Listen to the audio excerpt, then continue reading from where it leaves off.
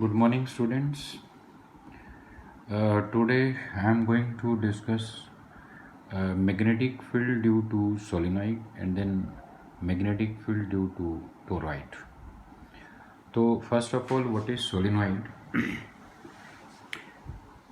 It consists of a insulated copper wire wound closely in the form of a helix. In simple words, I can say that it is just a spring made of copper wire. You may take a plastic pipe and wound insulated copper wire on the pipe, so that uh, arrangement will become solenoid. So we have a solenoid. It consists of n number of turns. Total number of turns are n. Say current I is passed through the solenoid. Its length is capital L. I will apply Ampere circular law to calculate magnetic field produced by this solenoid.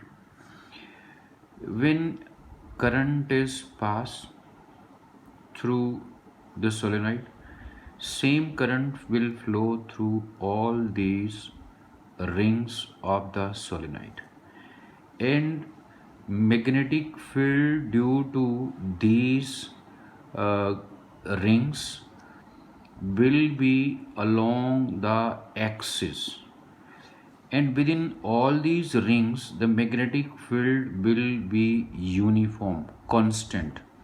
In that constant magnetic field is represented by equidistant parallel lines like electric field. So magnetic field of all these rings will add up. When a current is passed through a circular loop, it produces magnetic field. And if you remember, the direction of that magnetic field was perpendicular to the plane of ring and along the axis. So each loop will produce magnetic field, and the direction of magnetic field produced by each loop will be in same direction within the space inside each rings. Outside, इधर and इसके नीचे, the magnetic field of successive loops will be in opposite direction.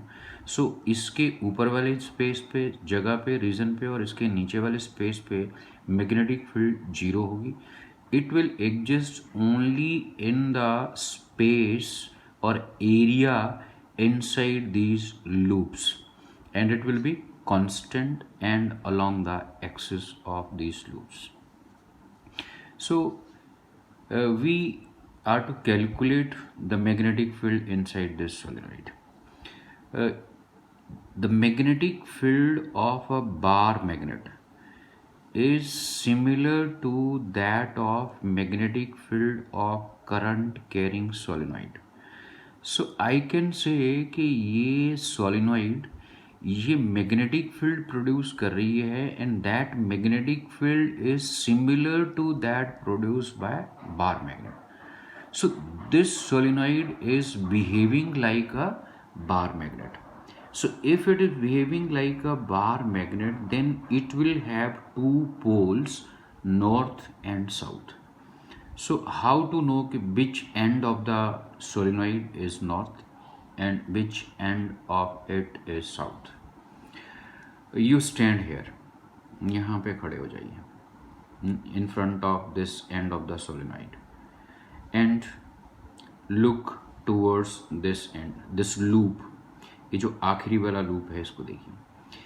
If current in this loop flows anti-clockwise, say this is N और ये इधर current जा रहा है इस तरफ. So if current at this end या इस आखिरी लूप में it is flowing anti-clockwise, then it will act as a north. Then stand here and look towards this first loop.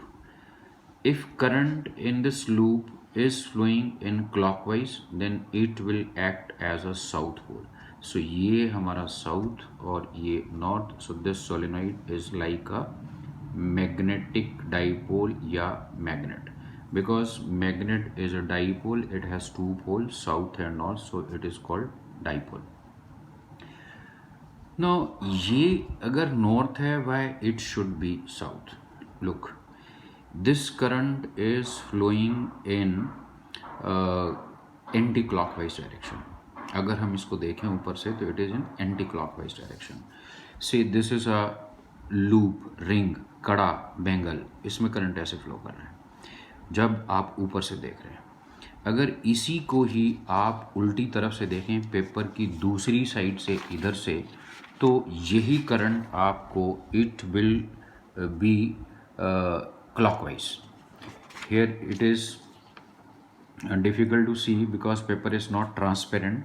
So either current it is anti clockwise. अगर इस page को पलटोगे, नीचे की तरफ से देखोगे, same current will appear to flow in clockwise direction. तो अगर इस साइड पे इस लूप में करंट जो है, अगर ये एंटी क्लॉकवाइज है, आप इधर खड़े होंगे तो सेम करंट जो इस लूप में फ्लो कर रहा है that will be in opposite direction. Now as I told you, suppose there are a number of turns. हम इस डायग्राम को लेंगे एंड इसके अंदर these equidistant lines they are indicating कि magnetic field is uniform and it is along the axis of this solenoid. तो let us suppose value of magnetic field is B. यहाँ भी, यहाँ भी, यहाँ भी, सभी जगह बी, और ये इसकी डायरेक्शन है. Magnetic field line they start from north. ये नॉर्थ पोल, जैसे हमारा ये डाईपोल है, this is negative electric dipole. Electric field line यहाँ से निकलती है. They start from positive and they terminate at negative. यहाँ पे ये साउथ, ये नॉर्थ. तो north acts as a positive charge. So यहाँ से मैग्नेटिक फील्ड लाइन निकलेगी and they will enter at south pole. तो how to calculate magnetic field of current by applying Ampere's circuit law. So let us consider this rectangular loop. Imagine that this is a rectangular loop and its length is small l. So this is a closed path. It is our Amperian loop, hypothetical. So it is Amperian loop. ये जरूरी नहीं है इस इतना ही होना चाहिए. It can be bigger than this rectangle और स्मॉलर, और it can be of irregular shape. लेकिन हमारे लिए it will be easy to calculate magnetic field अगर हम इस शेप का एम्पेरियन लूप लेते हैं. तो n total number of turns, I current, L length, n upon L is equal to small n. It is number of turns per unit length. कि ये जो पाइप है जिसके ऊपर हमने तार लपेटी है, इसके 1 सेंटीमीटर में कितने लपेटे हैं, कितने टर्न्स हैं, ये that is N. Suppose this is 1 centimetre और इसमें as you see there are 3 turns. तो small n is 3 turns per centimetre.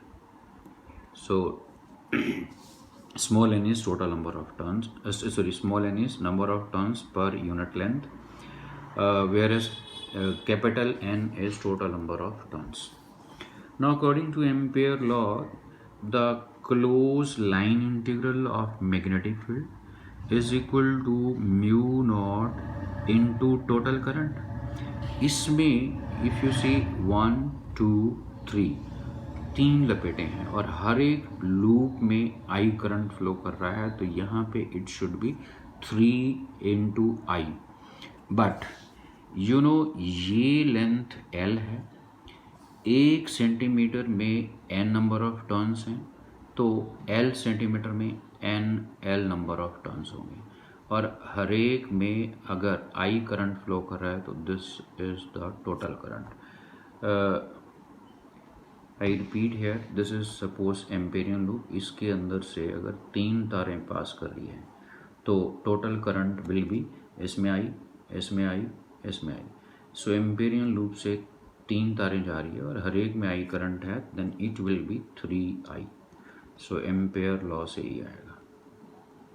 This is mu naught into 3I. तो यहाँ पे आई डोंट नो कि how many turns are there within this length. 1 centimetre में n number of turns हैं और ये length L centimetre है, तो इस पूरी लेंथ में NL नंबर ऑफ टर्न्स होंगे और हर एक में I करंट फ्लो कर रहा है, तो it will B NLI. So according to Ampere circular law, this closed line integral is equal to mu naught, and this is the total current passing through this Amperian loop.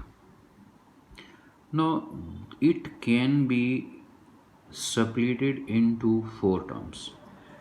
First, integration from A to B, B का magnetic field का integration A से B, then from B to C, फिर C से D, then from D to A. तो we can see ये जो है this is compact notation for these 4 terms. So पहले integration from A to B, then from B to C, C to D, and finally D to A. When I am integrating with limit A to B, this is A, this is B, then remember ये हमारा A है, small a, this is small b. We are integrating magnetic field from A to B, then DL ये होगा small length of this AB line. So this is your DL vector, ये this. So this is DL vector when you are integrating from A to B. Magnetic field भी इसी तरफ है. So angle between B vector and DL vector is 0. So this first term will become B DL cos 0. Now second term, जब आप integrate कर रहे हैं यहाँ से from B to C, no इस इंटीग्रेशन में B to C में this DL is small length of BC line. So this is small length of BC line. So this is DL in this integral. Second, तो हमारा DL vector इधर है, magnetic field इस तरफ है, this is the direction of magnetic field. So magnetic field and this DL vector, they are perpendicular. So this integral will be 0 from this B point to this point, because ये magnetic field होगी और DL vector ऊपर की तरफ. सो cos 90 0 होता है, सो it will be 0. और यहाँ से यहाँ तक this integral will be 0 because outside the solenoid यहाँ से यहाँ तक B is 0. So this integration में B DL 0, sorry B DL cos 90, और वैसे it should have been 0 because outside the solenoid it will be 0 because B will be 0. Then C to D it is 0 because here C से D magnetic field is 0. D to A, again यहाँ से यहाँ तक it will be 0 because magnetic field is 0. From this point to A point it will be 0 because ये magnetic field, और DL की direction ये होगी और दोनों के बीच में angle 90. So it will be 0. So we can say only first term will be left.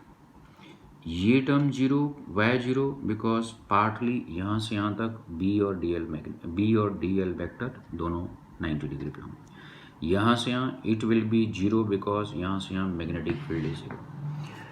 So then C to D it is 0 because magnetic field is 0. D से इस पॉइंट तक इट इज 0 बिकॉज यहाँ से यहाँ तक भी magnetic field 0. From this point to A point it is 0.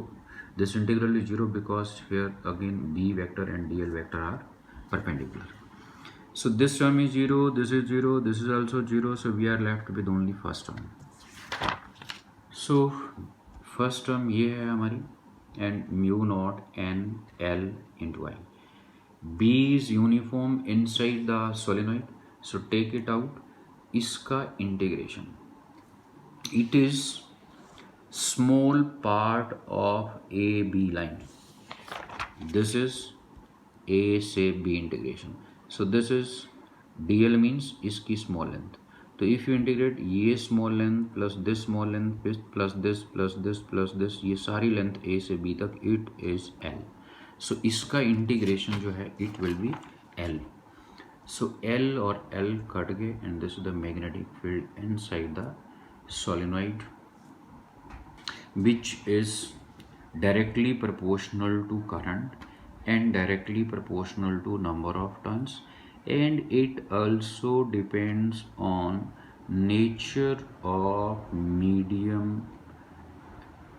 inside the pipe.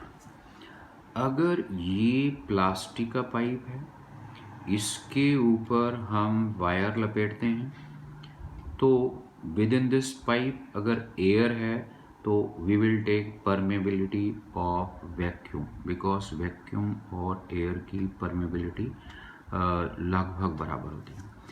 अगर हम इसके अंदर एक खाली स्पेस जो है पाइप के अंदर, if we insert an iron rod, तो here it will be permeability of iron, and permeability of iron बहुत ज़्यादा होती है वैक्यूम की परमेबिलिटी से, तो मैग्नेटिक फील्ड बढ़ जाएगी। इफ आई इंसर्ट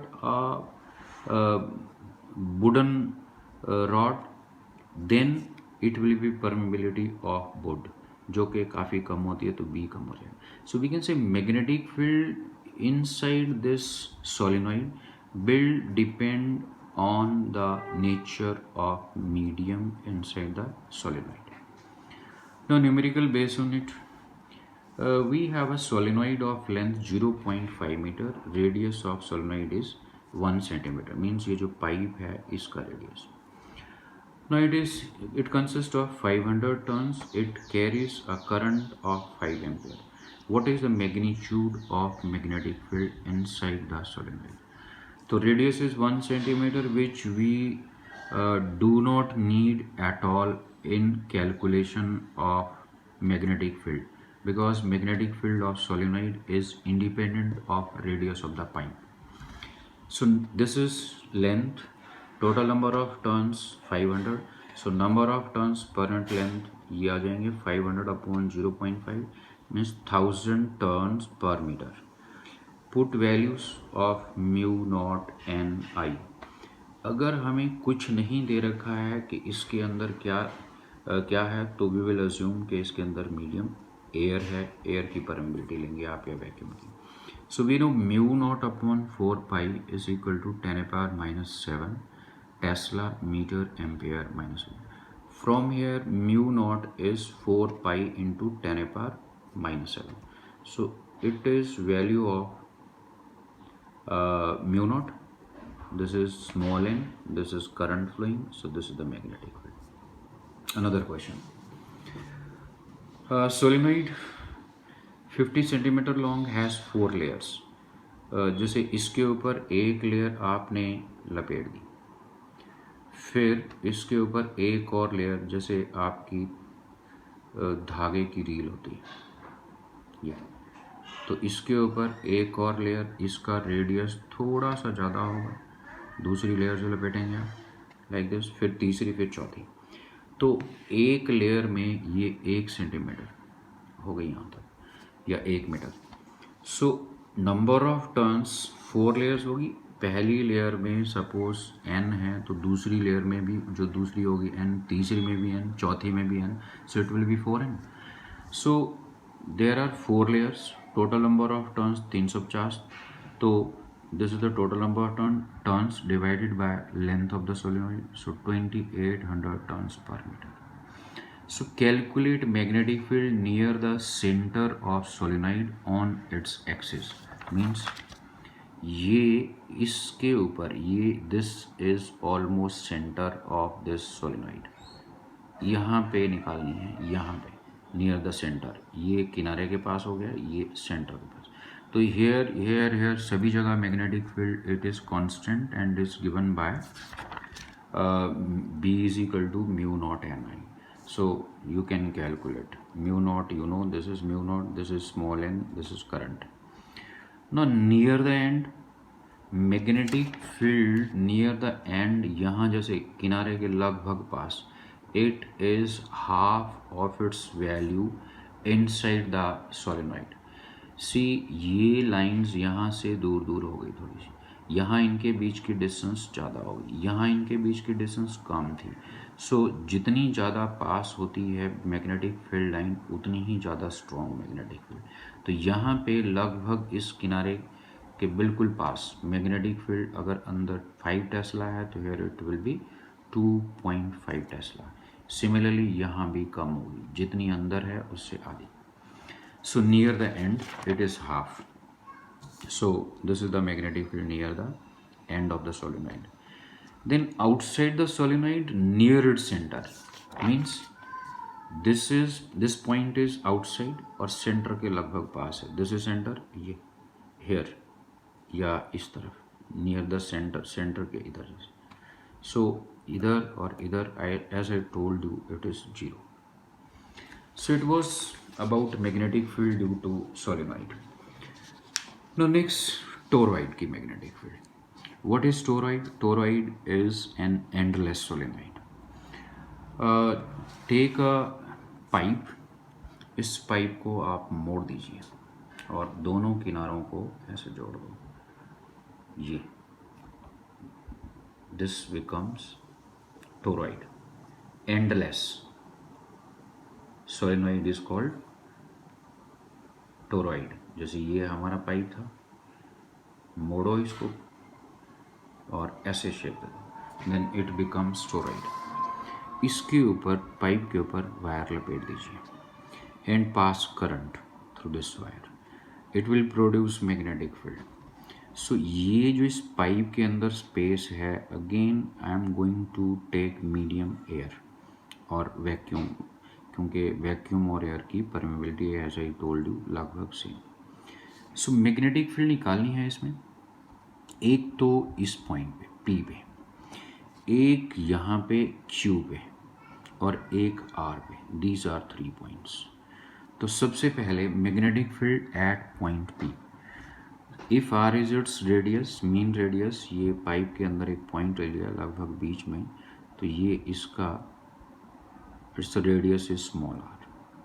सो ये सारी लेंथ जो है circumference, it will be 2 pi R. So 2 pi R is total length and capital N total number of turns. So total number of turns divide by length circumference के बराबर, this is equal to N is number of turns per length. Now for points in the open space interior to the toroid, these are points interior to the toroid. So if it is a point, draw Amperian loop passing through this point. तो ये point Amperian loop के ऊपर आना चाहिए. If point P is here तो Amperian loop ये होगा, इस पॉइंट से पास करता हुआ. तो यहाँ पे पीछे वाले में भी I forgot to tell you, ये अगर पॉइंट P है, यहाँ मैग्नेटिक फील्ड निकालनी है, तो ये P पॉइंट इस एम्पेरियन लूप के ऊपर आना चाहिए, ये this point P.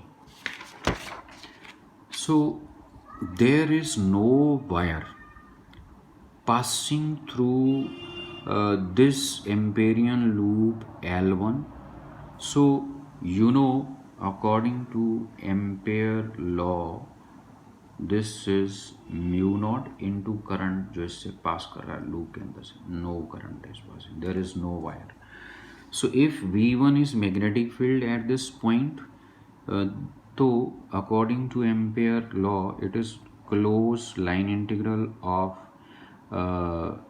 magnetic field V1 is equal to mu naught into 0 current. So B1 is 0. For this point Q, ये Amperian loop, draw Amperian loop in such a way कि Q point जो है it lies on the Amperian loop L2.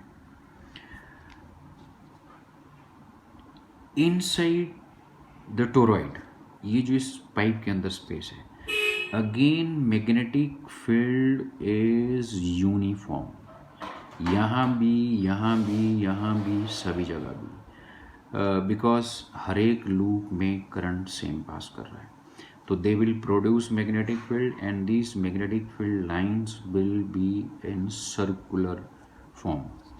सो यहाँ पे अगर magnetic field B है, this is small length, और इसका ये वेक्टर डीएल, और यहाँ मैग्नेटिक फील्ड की डायरेक्शन ये होगी. So both are parallel. So B is magnetic field along Amperian loop L2. Then according to Ampere loop rule ये आ जाएगा, and there are n number of turns. एक तार ये है, एक ये है, एक ये है. So these are total n number of turns. So in every loop current I is flowing. So this is the total current. Angle between B and DL is 0. Suppose this is magnetic field line inside the loop. So this is small length of this Amperian loop L2. Magnetic field यहाँ पे ये लंबे वाला है. So both are parallel to each other. So angle 0. So B dot dl vector means B dl cos 0. Cos 0 means 1. So ये आ गया. As I told you, magnetic field at every point on this Amperian loop is constant and B. So take B outside. Integration of this L2 का circumference, it is 2 pi r. So rearrange it, 2 pi r इधर आ गया. So it becomes, it is small n. So again it is B mu naught n I, same as that of magnetic field due to solenoid. So दोनों की magnetic field का formula same. Now what about point R? At point R, if you want to calculate magnetic field, let it be B3 here. Draw Amperian loop L3 passing through R. According to Ampere rule, integration of B3, line integral of B3 is equal to mu naught into total current. So if you see carefully, ये जो loop है सारा इसके अंदर आएगा. इधर से current अगर नीचे जा रहा है तो पिछले हिस्से से करंट ऊपर आएगा. So total current will be 0. So that's why B3 is 0. So that's all about application part of Ampere's circuital law. So thank you very much.